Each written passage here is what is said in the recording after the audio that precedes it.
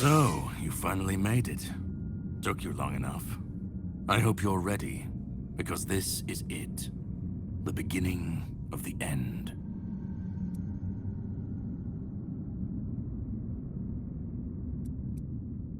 Ready to finish your journey, of course. You've come far, but every path ends somewhere. Yours ends here, in the heart of it all. This is the Charred Conclave, a graveyard for druids, burned alive as scapegoats for the Red Death. It's a reminder of what happens when people fear what they don't understand.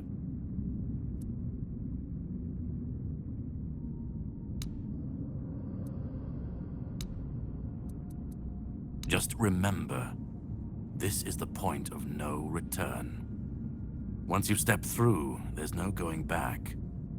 But if you've come this far, I suppose you already knew that. Go on. He's waiting for you.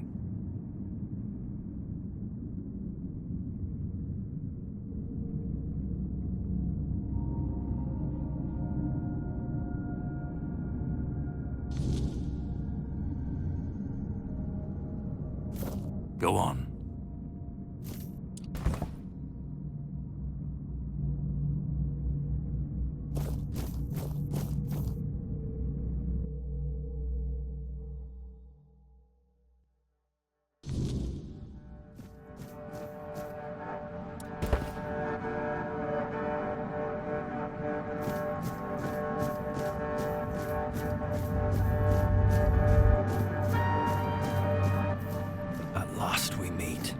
I've heard much about you. Your choices, your determination. Caradoc isn't easily impressed, but he was impressed with you. Few dare to seek the truth buried in Avalon's shadows. Fewer still make it this far. I was the first. Caradoc followed when my brethren burned and the tear opened. And now, here you are. A truly rare and joyful occasion. What lingers here? It's older than Avalon. Older than anything we know. What you see is the beginning of weirdness itself. Its purest form. Raw potential. Unshaped by anything but its lack of boundaries and limits. Beautiful, isn't it? Oh, forgive my lack of manners. I am Orin, the last apprentice of Merlin, and the last archdruid of Avalon. I've carried the weight of this land's secrets longer than I care to admit. But names mean little. What matters is the task before us. Oh, precisely the opposite of what Caradoc wants. I want you to help me resurrect King Arthur. Properly this time.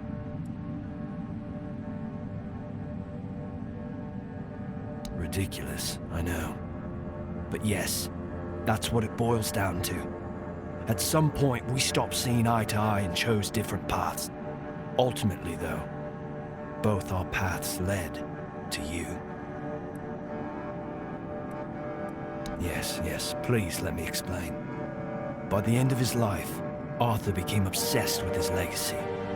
He left mementos, artifacts that embodied the virtues he wanted Avalon to preserve. Excalibur, a symbol of loyalty and sacrifice. The crown of Pendragon, a beacon of courage and resilience. The shield of Palamedes, wisdom and independence. But Merlin and the others didn't believe that would be enough. The memory of war and the fragility of peace was still too fresh. So they acted. When the king died, his soul wasn't allowed to move on. It was shattered, bound to those artifacts. A clever solution, but ultimately flawed. They feared losing what Arthur represented more than losing Arthur himself. They thought the king's essence would endure if bound to his relics. You can't pick and choose with a soul, but that's exactly what Merlin did. He focused on 3 parts of Arthur: his strength, wisdom, and courage. He left out 2 pieces.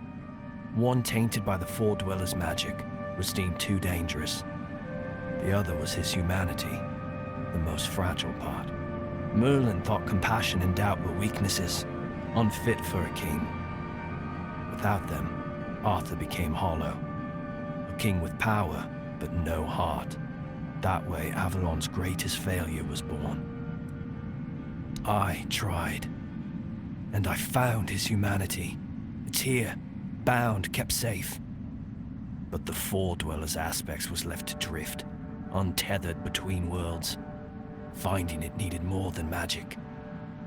It needed someone like you. The horrors you endured on that island gave you something no one else has. You can move through the weirdness, touch it, and return whole. That's why you found the King's soul, bound it to yourself, and came back.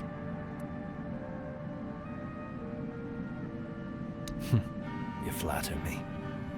No, I couldn't have predicted all of that. I merely nudged the Red Church in the right direction, and asked Caradoc to assist where I couldn't. I can see you're still doubting me. I want to bring back our king, whole and complete. I want him to lead again and safeguard Avalon's future. Won't. This time, Arthur will be whole. A king must be more than power. He must be human. That balance is what will save Avalon. Because I've seen what happens without him. Weirdness preys on the weak, and the people are too divided to stand against it alone. Arthur is their only hope. Ever they're left without him, without guidance, chaos takes hold. Division festers. You've seen it during your journeys. If things continue this way, Avalon will tear itself apart long before weirdness finishes the job. They will follow him. That's what people do. When weirdness comes to their doorstep, they'll beg for a savior. And Arthur will answer the call. Help me bring the king back, whole and complete. That's all I ask of you. Now you need to go further. I made my case. Please keep in mind what I told you.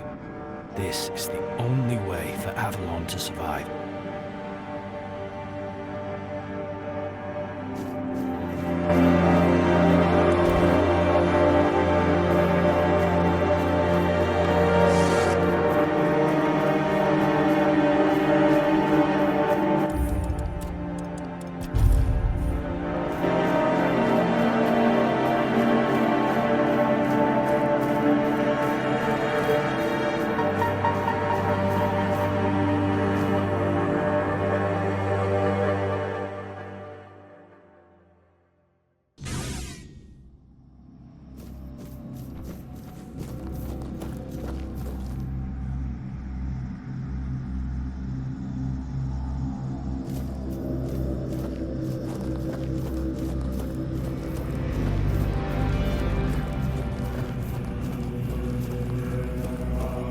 I was there when it all began, when Arthur first set foot on Avalon. I was a knight in his army.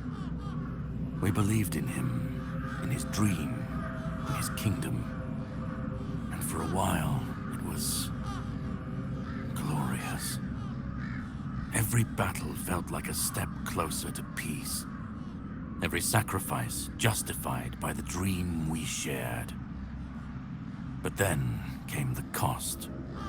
The war crimes, the impossible decisions, the massacres, slaughters, and irrational cruelty.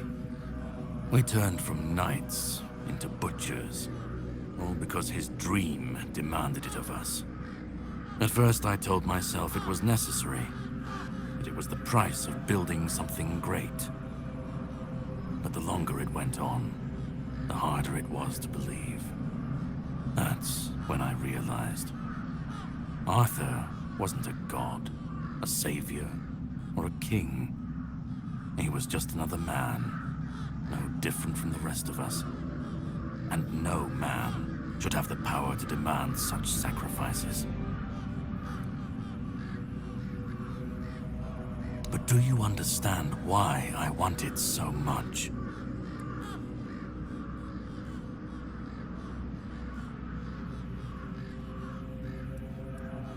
like to believe that after 600 years I've moved past pettiness. You need to understand that people thought, and still think, that he was more than human. But he wasn't. He made mistakes, just like any man. And the cost of those mistakes was always paid for by others. I've seen what happens when people cling to kings and myths. They wait, they follow, they waste their lives on promises that never meant anything. But that's not my problem. I'm not here to fix Avalon or to free anyone. What comes after doesn't matter. Let it all burn, let it rot, let it rebuild. I won't be here to see it.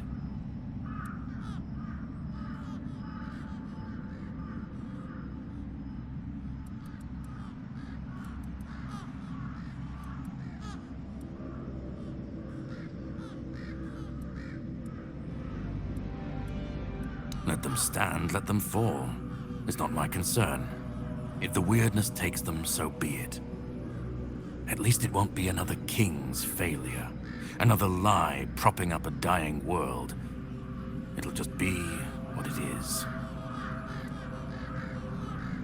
Arthur's the only myth that still holds weight.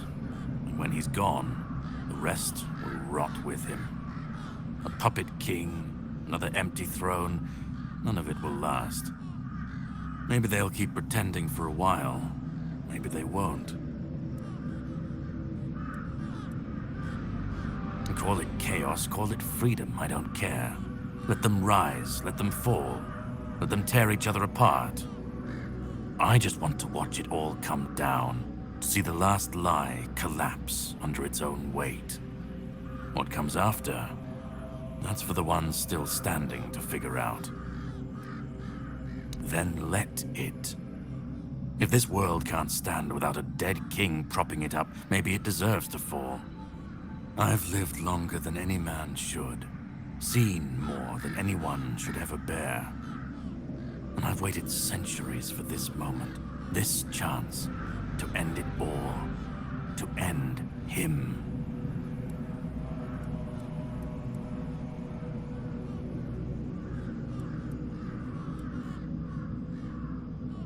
Orin's a druid.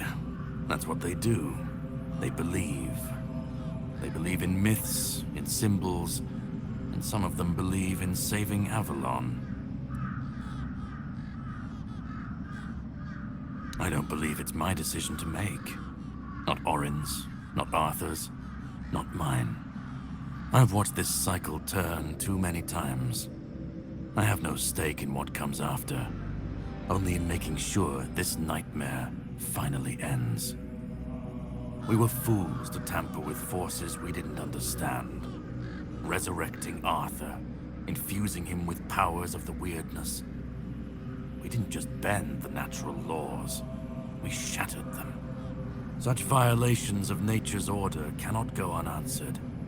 The bill comes due, sooner or later. Always. This cannot be allowed to continue. Listen. It's taken longer than I ever imagined, but now, here we are. You've done what no one else could, what even I couldn't do. You've brought Arthur's soul back together, almost complete, but not quite. And because of you, I can finally finish what I started centuries ago. So, thank you for bringing us to this moment. You're close now. Just one more step. The last fragment of Arthur's soul is waiting for you. Complete what you came here for. And then, we'll meet again. As allies, or as enemies. That's up to you. Go. Find the last piece, and let's end this. Whatever comes next, I'll be ready. I hope you will be too.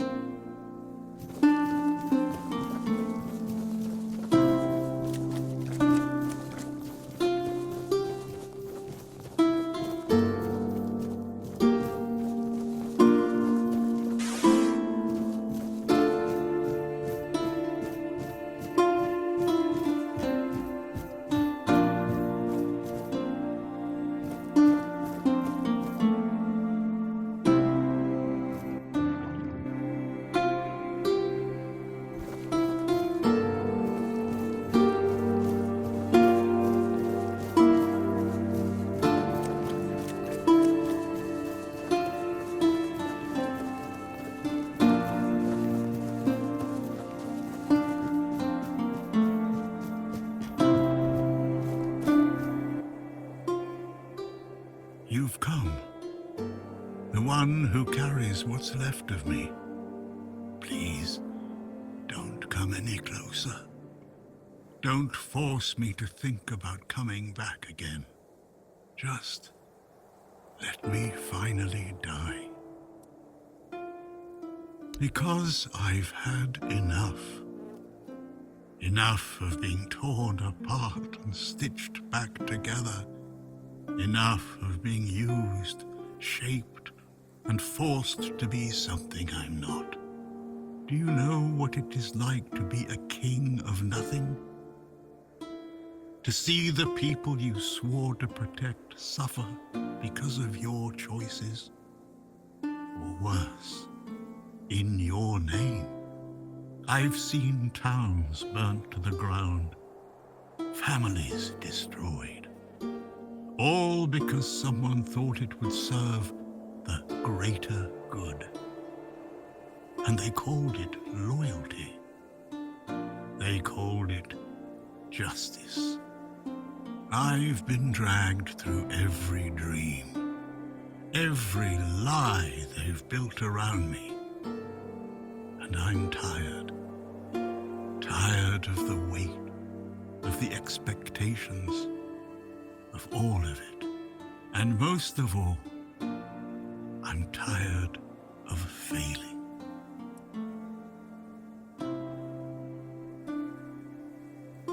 Orin wants a king, not me. He doesn't see the broken man behind the myth. He sees a symbol, a weapon to wield against the weirdness. But symbols aren't people. They're empty. And the more they're used, the more they hollow out the one who carries them. That's all I've ever been to Orin and the Druids. Do you know what it's like to be a weapon? To be forged, sharpened, and thrown at every problem? He thinks ending me will free Avalon. But what then? Without an idea, a light to guide them, they'll stumble, lose their way, and turn on each other. People always seek something to follow, something to believe in. Take that away, and they'll tear each other apart trying to find it. Or worse, build something even crueler in its place.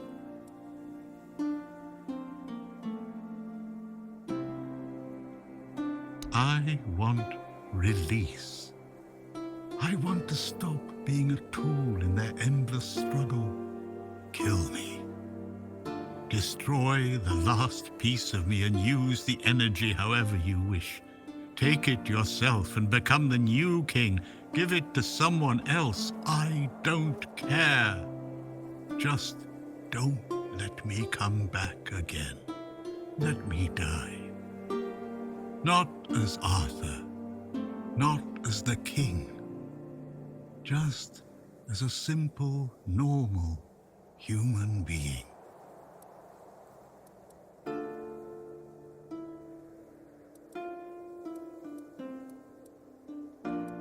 Isn't that what you've been doing all along? Carrying what's left of him? You've already taken up the humanity I was meant to represent. Doesn't that prove Arthur doesn't need me anymore? I don't care. Do you know how freeing that is, to finally not care what happens next? Whether Orin gets his king or Caradoc gets his ruin? To not feel the burden of all my failures? To not see my memory tarnished, my plans, goals, and ambitions dragged through the mud? To not see the suffering my name causes? No more deaths in my shadow. No more kingdoms built on my bones. Another way? There's always another way, isn't there? Another cycle, another resurrection, another lie to keep the world spinning. But please, not for me. Not anymore. I've had enough. I don't want another chance. I want this to be over. Do what you think is right. That's all I can tell you. Because whatever you decide, it will finally be your choice. Not mine. Not theirs. And that's the only thing I've ever wanted. You hold the choice. I don't care who you side with. Orin, Caradoc, or no one at all. You have all of my soul. Use it. Take it for yourself. Or give it to someone else. I don't even want to know. Do what you will with it. Just let me go. Let me finally rest. Let me die. Please.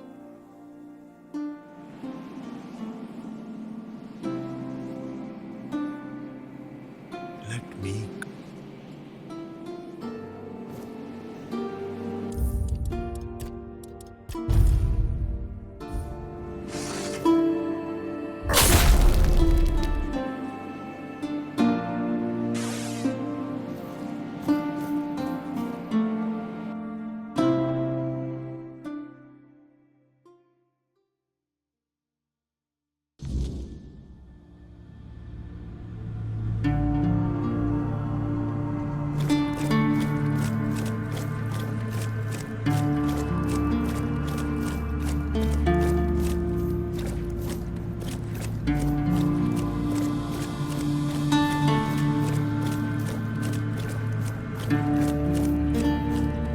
Help me bring the king back.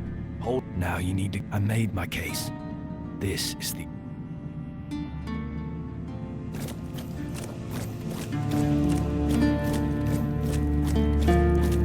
Go on.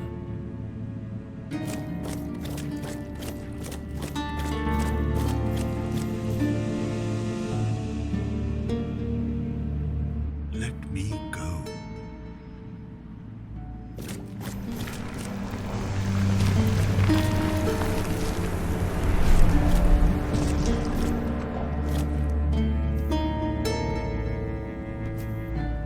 You carried a dying king across the bones of a dying world. Now you stand before what started it all. An idea. I am the reason there must be an ending. I do not guide. I do not judge. I exist so that something can be chosen. I do not offer meaning. I require that one be made. You have brought all things to their conclusion. Now, decide what must remain. Choose, and let the shape of the world follow.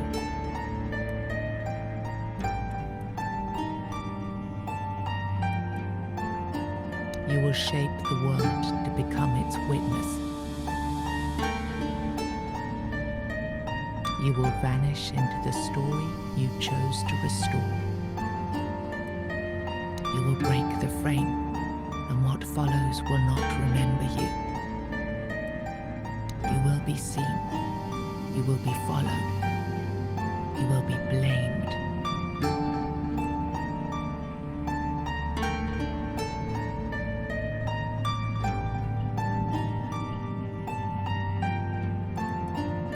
Who do you have in mind?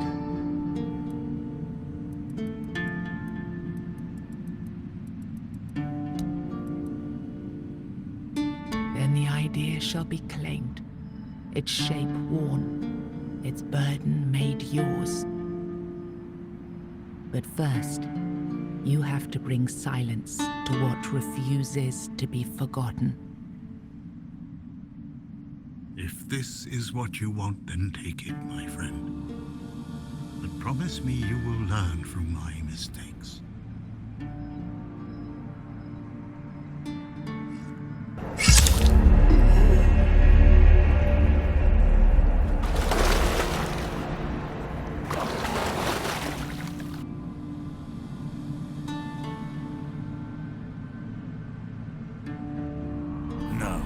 I won't let this happen. Not again.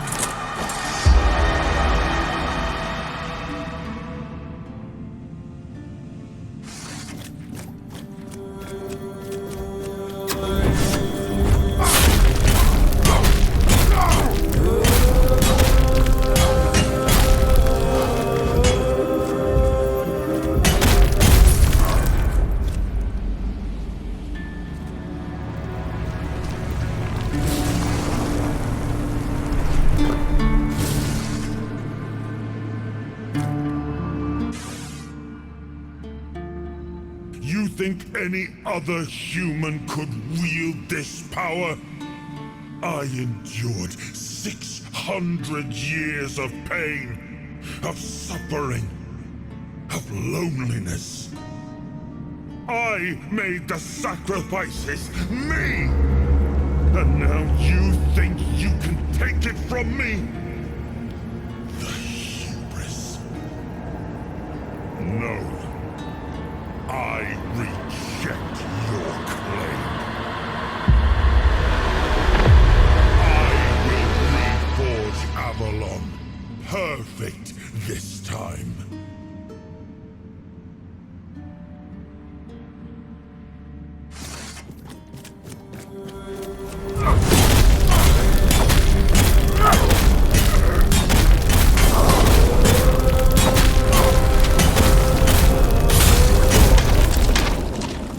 You took Arthur's power for yourself.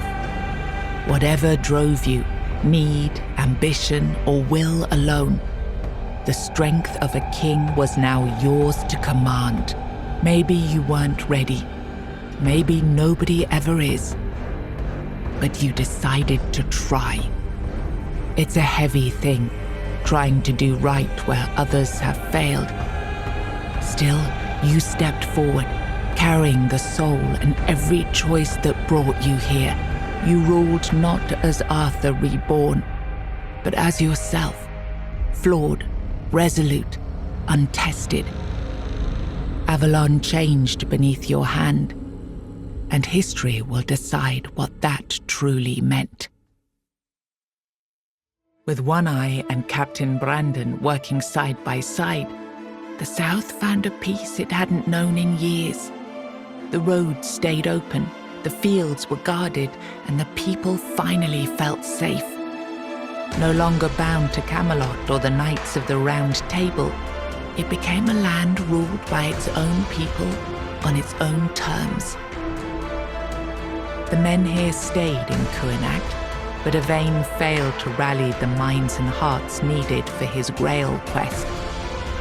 With no clear leaders and rising tension, both Kuanacht and Camelot grew fragile, drifting toward division, with no one left to hold the line.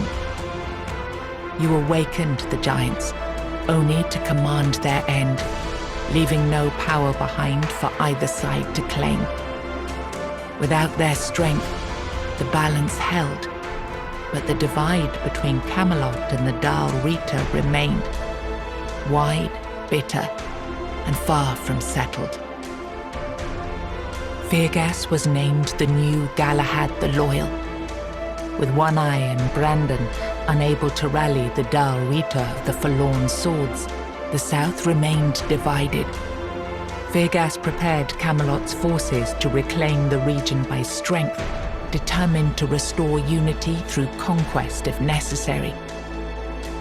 The captain led the South to independence, breaking all ties with Camelot. Under his rule, the Horns of the South flourished. Merchants, pilgrims, and adventurers returned to the roads, and prosperity once again reached the far corners of the land.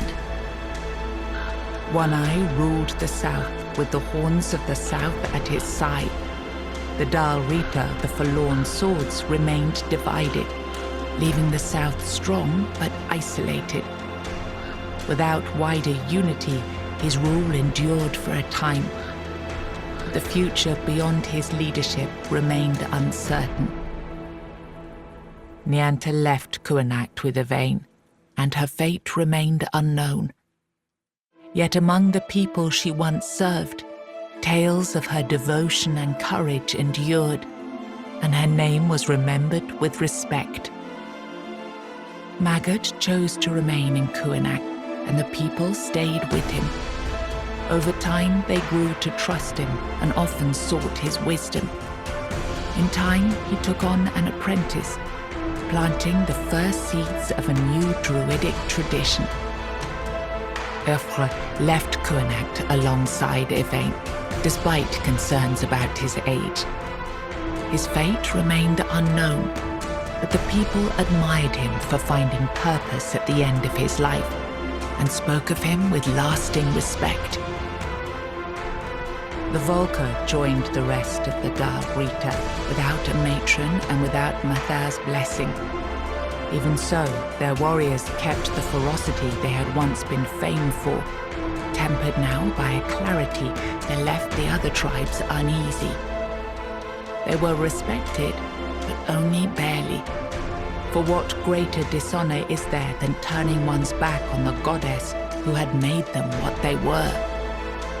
Ingui turned away from the eternal sleep, choosing life over dreams. In time, she began to rebuild the Thoid among the living, planting the first seeds of a new future for her scattered people. Under Dav Hamra's leadership, the Ulf grew stronger but more isolated. The tribe and the Stone Wardens became one, bound by a new symbol of strength, a steady hand against the chaos beyond their borders. Following Galerna's path, the Sven clung to the old ways, their faith sustained by the Stagfather's living presence within the unrealm of the hunt. They turned inward, shunning outsiders, and deepened their devotion to the blood-stained rites of their ancestors. You accepted the mycelium's offer and let the spores consume Sagramor's body. Now the kingdom lies under fungal control, its people connected, obedient, and slowly fading into the roots that feed the spores. After returning to Camelot, Killian lived quietly for a time. When he vanished, few asked questions. Unsettling rumors had always followed him, and most preferred not to remember.